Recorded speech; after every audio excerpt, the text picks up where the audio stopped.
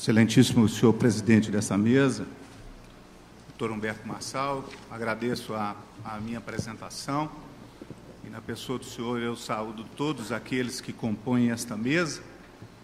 Eu quero desejar uma boa tarde a todos e agradecer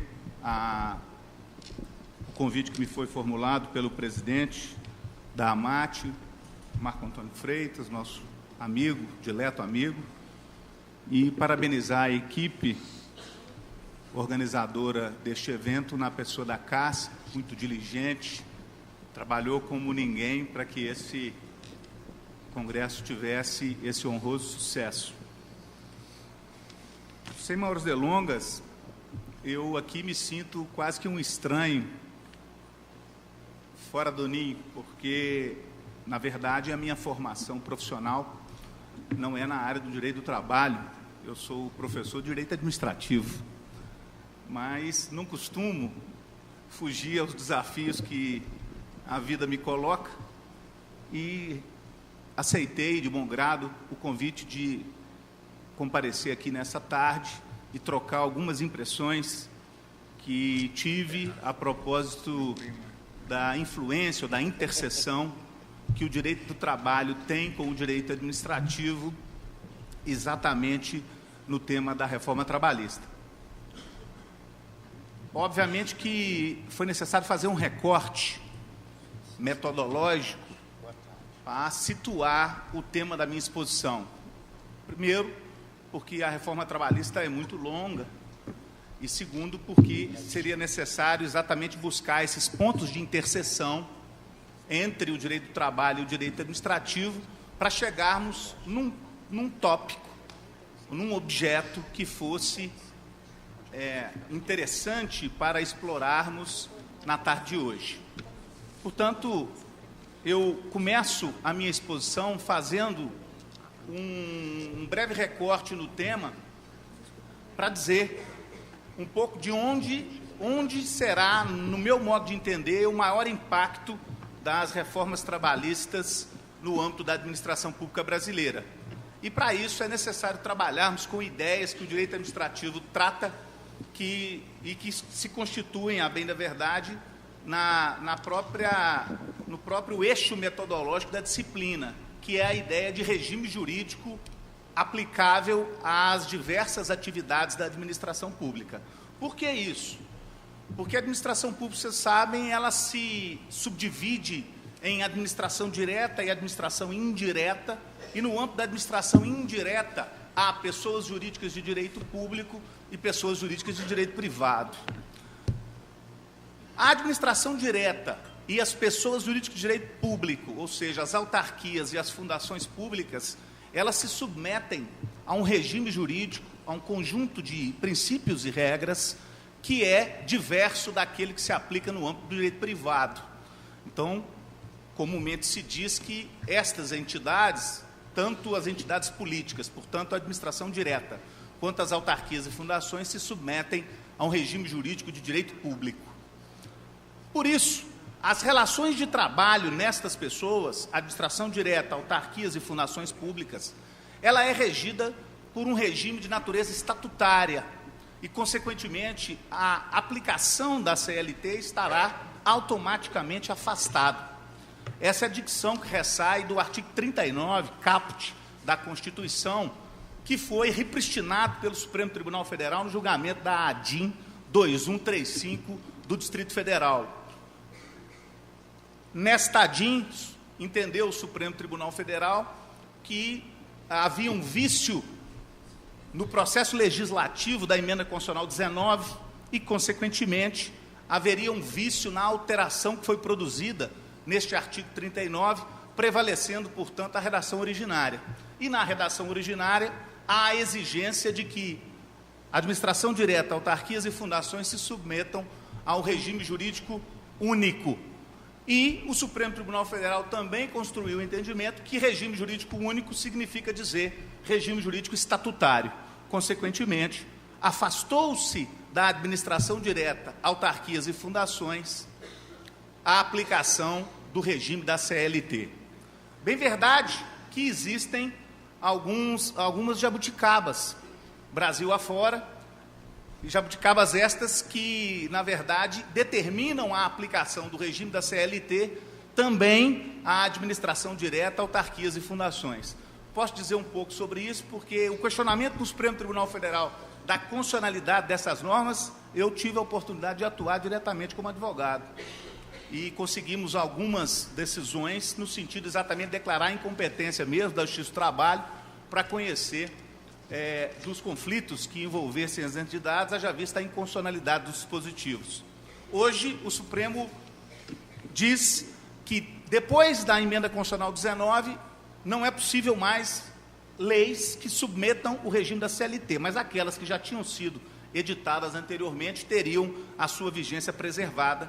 Consequentemente, é possível que a administração direta, autarquias e fundações venham a ter as suas relações trabalhistas regidas pela consolidação das leis do trabalho. De qualquer maneira, a doutrina brasileira entende que essa aplicação é praticamente uma anomalia que será ou deve ser, ao longo do tempo, consertada, se não houver outra reforma da Constituição.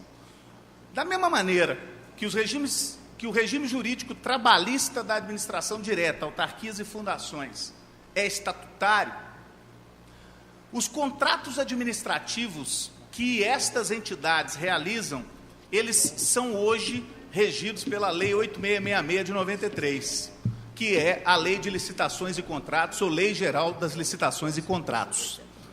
Portanto, qualquer contrato administrativo feito por essas entidades será submetido às regras da Lei 8666 de 93.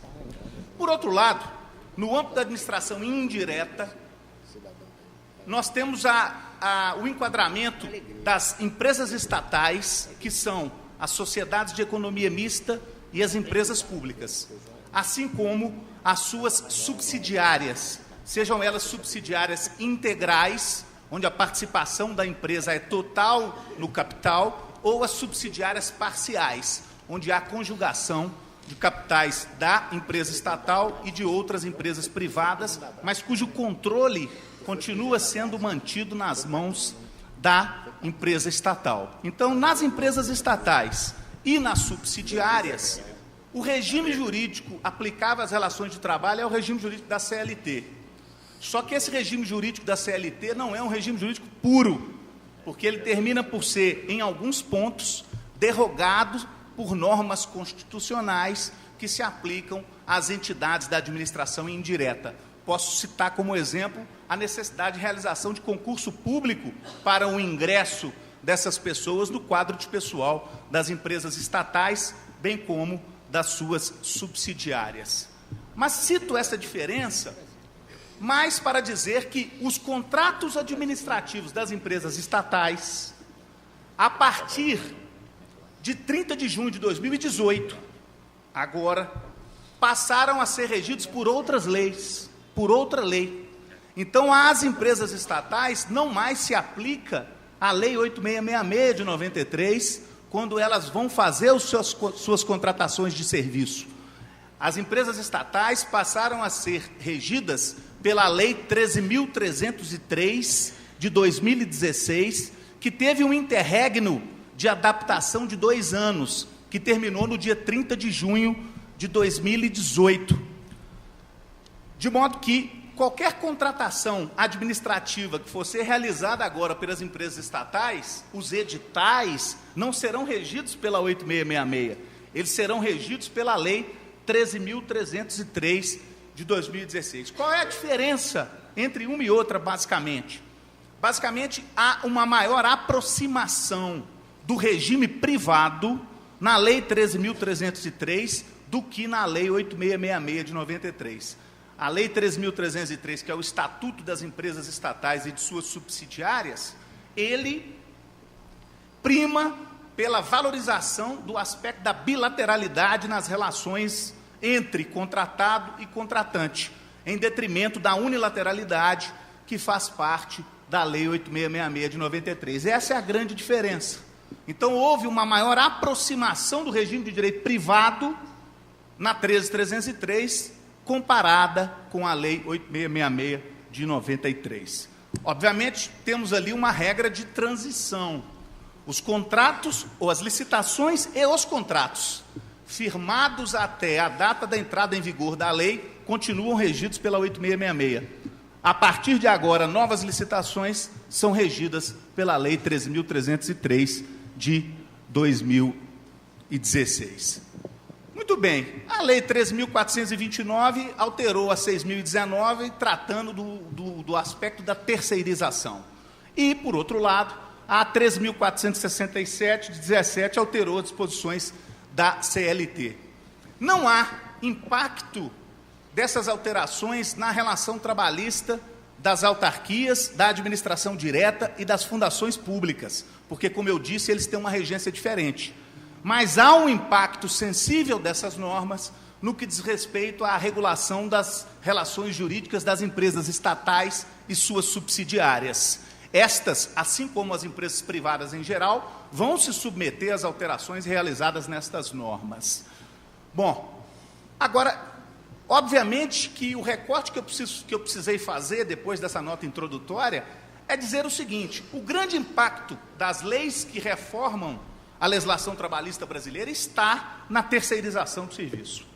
E, consequentemente, é necessário trabalharmos com os dois pilares que falei. A Lei 8666 de um lado, para a administração direta, autarquias e fundações, e a Lei 13.303 de outro, para as empresas estatais e suas subsidiárias. Há, vigente desde 1967, no arcabouço jurídico brasileiro, uma norma que é o Decreto-Lei 200 de 67. O Decreto-Lei 267, que é aplicável a toda a administração pública federal, ele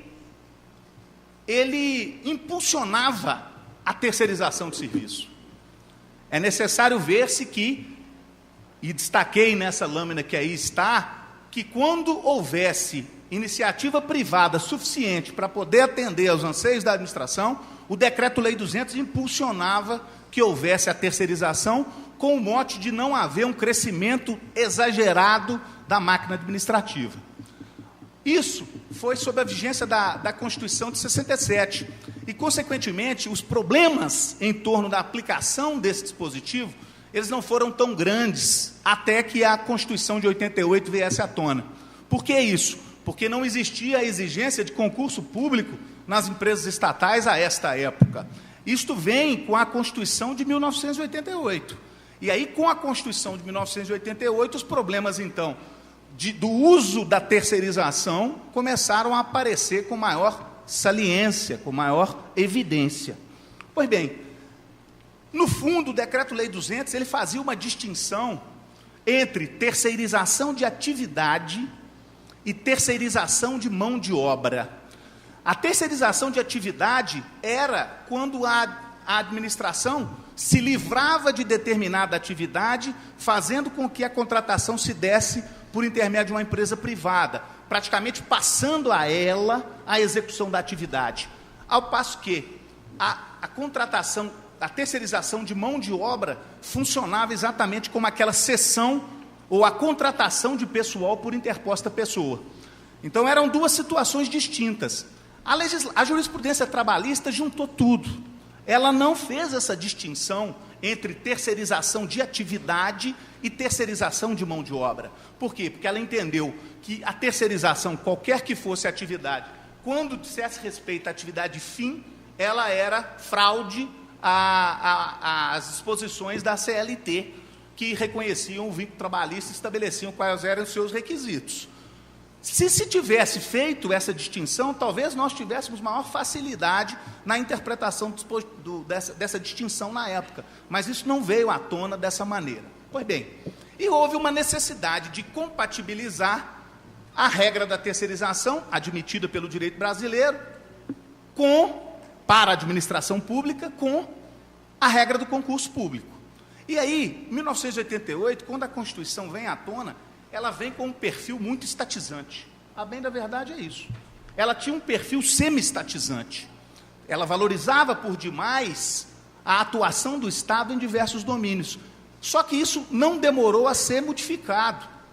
houve uma série de emendas à Constituição na década de 90 que vieram repassando atividades que o Estado chamava para si, para a exploração, para a iniciativa privada. Houve um incremento, por exemplo, das concessões de serviços públicos, houve a privatização, a venda da participação acionária do Estado em diversas entidades. Então, nós tivemos uma modificação do perfil do Estado. O Estado brasileiro nasce, portanto, em 88, como um Estado prestacional, e depois ele se transforma, a partir da década de 90, no Estado regulador. Então, há uma mudança do próprio perfil do Estado. E o Estado regulador, ele prima pela valorização da iniciativa privada. Pois bem, houve a necessidade, então, de estabelecer uma solução. Como nós vamos casar perfil do Estado regulador com necessidade de fazer concurso público e a ausência de distinção entre terceirização de atividade e terceirização de mão de obra? A União, então, baixou um decreto, que foi o decreto 2271 de 97. E o decreto 2271 de 97 trouxe uma singela disposição para acomodar tudo isso. Ele disse, o decreto, quando a atividade desempenhada pelo terceirizado tiver correspondência com o plano de cargos e salários do órgão ou entidade pública, a terceirização é ilícita, quando se tratar de atividade fim ou de atividade meio. Quer dizer, a atividade fim seria ilícita sempre, e a atividade meio era necessário verificar se havia correspondência ou não no plano de cargos e salários. Se houvesse, a terceirização não era viável, a não ser que cargos respectivos tivessem sido extintos total ou parcialmente. Quer dizer, se tivesse havido um planejamento para extinguir esses cargos, seja imediatamente, seja quando eles estivessem vagos no futuro. Aí tornar-se-ia possível a terceirização de atividade meio que tivesse a correspondência, se houvesse essa extinção. Pois bem, a Lei 8666 de 93, todos vocês aqui sabem disso, ela tem uma previsão expressa do artigo 71 que exclui a responsabilidade trabalhista da administração na contratação do serviço. Qualquer serviço, inclusive terceirização de mão de obra. O artigo 71, parágrafo 1º, ele é expresso nesse sentido. Bom, mas aí, a jurisprudência trabalhista, quando conhecia das reclamações dos empregados que eram contratados por essas empresas, começou a entender que o artigo 71, parágrafo 1º da 8666 era inconstitucional. E chegou a ditar, na época enunciado, depois súmula 331, inciso 4, que dizia que havia uma responsabilidade no pagamento dessas verbas por parte do órgão ou entidade pública que fizesse a terceirização. O governo do Distrito Federal, entendendo que aquilo prejudicava a administração pública, entrou com uma ação direta de constitucionalidade, a ADC número 16. E o Supremo Tribunal Federal, no julgamento dessa ADC, disse: o artigo 71 da 8666 é constitucional. Só que na decisão da ADC há uma ressalva, que diz: ela é constitucional, porém, há necessidade da fiscalização do cumprimento das obrigações trabalhistas por parte dos órgãos e entidades da administração. Se essa fiscalização não acontecer, configura-se a responsabilidade subsidiária da administração. Então, o entendimento do Supremo Tribunal Federal, com efeito vinculante, porque a ação direta de constitucionalidade, foi esse. Bom, houve então a alteração por parte do TST da súmula 331, que passou exatamente a estampar esta noção. A administração pública não é responsável a priori, porém, se não fiscalizar o cumprimento das obrigações, se torna responsável subsidiária pelo pagamento das verbas trabalhistas. Recentemente, o Supremo Tribunal Federal apreciou a DPF 324 e o recurso extraordinário com repercussão geral 958252 e entendeu que a terceirização de atividade fim também era lícita no nosso país, afastando, portanto, o entendimento de que a terceirização só devia ficar adstrita às atividades meio. Consequentemente, isso tem um impacto direto, não só na relação das empresas de per si, como também na relação que a administração tem com a contratação dessas entidades.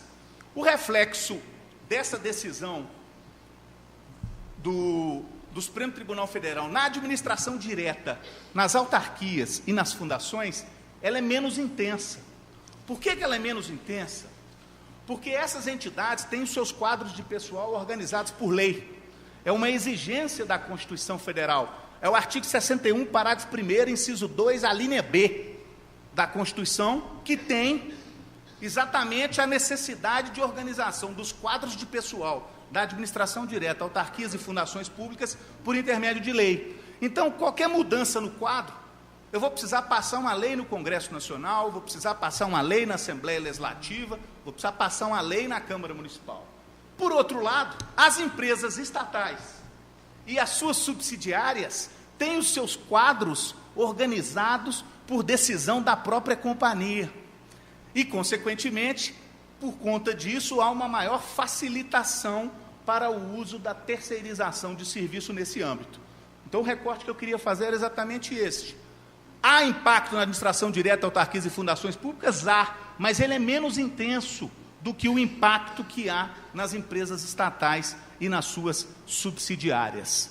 Pois bem, o governo federal, ciente disso, baixou um decreto, que é o decreto 9.507 de 2018, que entra em vigor em janeiro de 19. Ele entra em vigor em janeiro de 19 agora.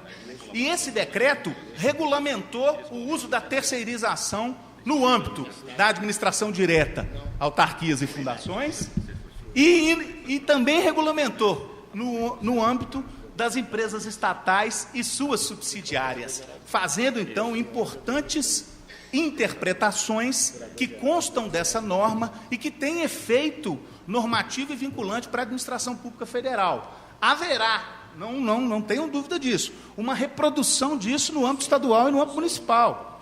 Todas as entidades vão seguir essa orientação, como fizeram com o decreto 2271 no passado.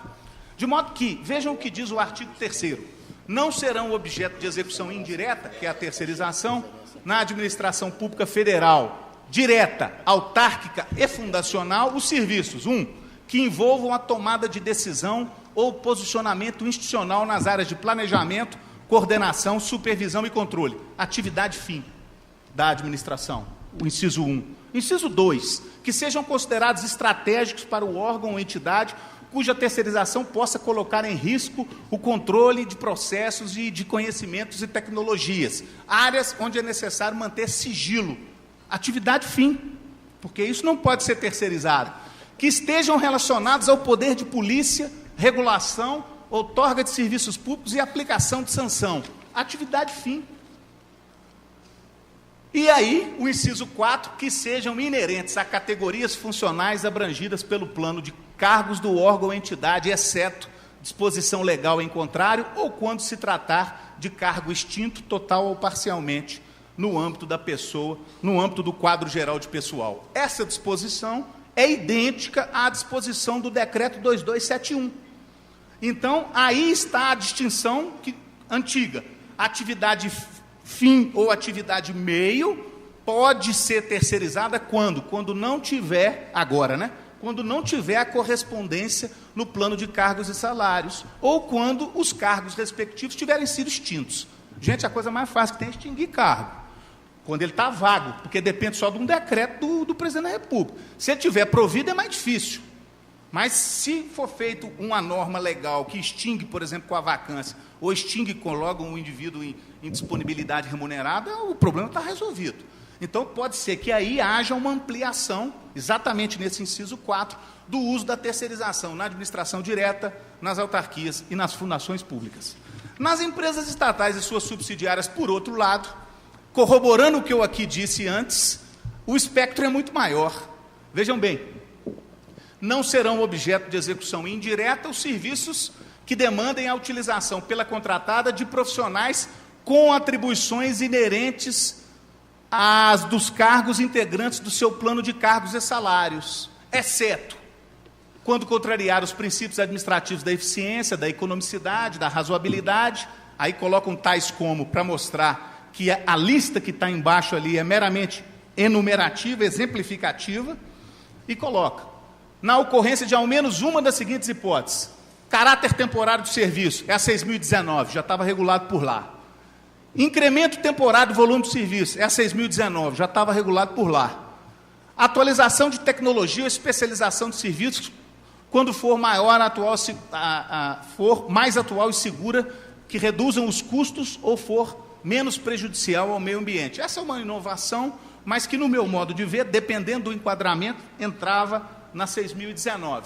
Impossibilidade de competir no mercado concorrencial é que se insere. Aqui há uma ampliação significativa da terceirização no âmbito das empresas estatais. Por quê? Porque a empresa estatal no Brasil hoje são poucas que não têm concorrência no mercado. Aquela ideia de que empresa estatal explora monopólio foi quebrada na década de 90. Quando eu disse no trânsito do Estado prestacional para o Estado regulador. Hoje, praticamente todos os âmbitos em que as empresas atuam, há concorrência. E, consequentemente, é possível que haja aí um maior incremento do uso da terceirização com o mote de tornar as contratações, a exploração das atividades dessas empresas mais competitiva no mercado. Aqui, sensivelmente, haverá esta onda. E vocês vão ver que corrobora o que eu acabei de dizer, o seguinte: não se aplica a vedação da não exploração quando tiver sido extinto o processo, lembrando que a extinção do cargo nas empresas estatais se dá por decisão do Conselho de Administração, então é uma decisão interna, e o Conselho de Administração do órgão ou entidade pública estabelecerá o conjunto de atividades que será passível de execução direta. Então, por uma decisão do Conselho de Administração de cada entidade, ela vai poder parametrizar onde é que vai usar a terceirização e onde é que não vai usar a terceirização.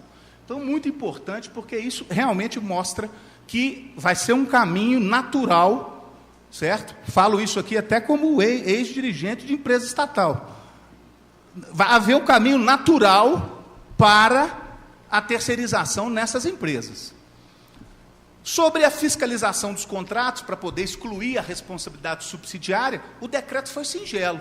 Vejam bem, ele disse: a gestão e a fiscalização da execução dos contratos compreendem o conjunto de ações que objetivam, é só o inciso 2, verificar a regularidade das obrigações previdenciárias, fiscais e trabalhistas. Quando que vai fazer isso? No edital, exigindo as certidões, e a cada pagamento exigindo a comprovação dos recolhimentos. Feito isso, a administração fiscalizou o contrato nos termos da norma do decreto federal.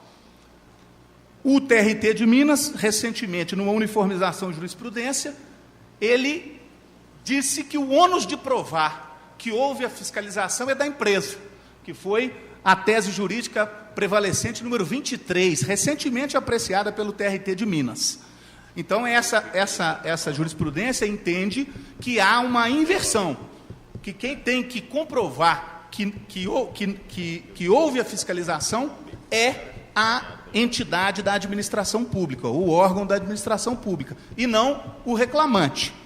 É possível que isso traga algum conflito. Por força de quê? Por força da chamada presunção de legalidade dos atos administrativos. Os contratos administrativos têm presunção de legalidade. Essa presunção decorre de uma disposição constitucional, que é o artigo 19, inciso 2, da Constituição Federal. Então, nós podemos ter um conflito entre a posição que o TRT anunciou e a disposição constitucional que garante a presunção de legalidade dos atos administrativos, que é o artigo 19, inciso 2, da Constituição Federal. Então, as minhas conclusões, para chegar em cima da pinta do tempo: há uma menor elasticidade do uso da terceirização na administração direta nas autarquias e nas fundações. Por quê? Porque há necessidade de lei para reestruturação dos quadros de cargos e salários. Há uma prevalência da distinção entre atividade fim e atividade meio ainda nesse âmbito. Haverá uma maior utilização e uma maior flexibilidade para a utilização dos contratos administrativos de terceirização nas empresas estatais e suas subsidiárias. O afastamento da tese base da Justiça do Trabalho de fraude na terceirização com base no artigo 9º, isso aí já era. Uma diminuição, e aí é em bônus da empresa estatal, presta atenção nisso. Há uma diminuição dos riscos e, consequentemente, há um barateamento dos custos dos contratos de terceirização, em benefício da empresa. Por quê? Porque o particular antes inseria ou injetava o custo do risco que ele corria no preço do contrato. Agora, a tendência é baratear. E há uma mitigação dos pleitos de reequilíbrio econômico-financeiro dos contratos, porque as empresas, quando eram condenadas a pagar, cobravam da administração pública. Perfeito? Então, por quê? Porque o artigo 37, 21 da Constituição garante às empresas o reequilíbrio econômico-financeiro. Então, são disposições constitucionais que têm que ser conectadas para a interpretação da legislação infraconstitucional. Com isso, eu agradeço a paciência de todos. Muito obrigado.